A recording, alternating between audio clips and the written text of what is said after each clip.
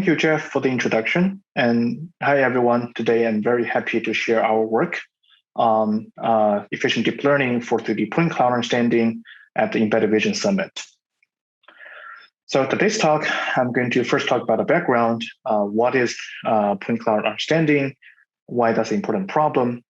And then I'm going to talk about the challenges, why 3D point cloud understanding is a difficult problem.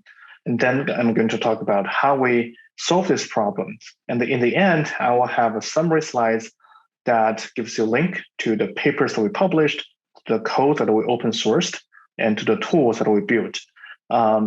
So this talk is going to be a high-level introduction. For the details, please refer to the resources that are provided at the end of the talk. So let's get started. So first, today, many applications are powered by 3D point clouds that include autonomous driving, robotics, AR, VR applications. All of these applications have one thing in common.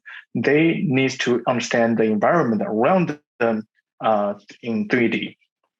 So what I mean by point cloud understanding is that when we deploy a sensor, let's say a LiDAR, a depth camera, a stereo type camera, a TOF camera, and so on, to measure the distance to the obstacles around us, the representation of the 3D environment is usually given as a set of points, where each point is parameterized by the XY coordinate, XYZ coordinate in the 3D space. By understanding the point cloud, we mean that we want to figure out all those point clouds, which parts belong to, let's say, the ground, which part belongs to the person, to the vehicle, to the tree, and so on and so forth.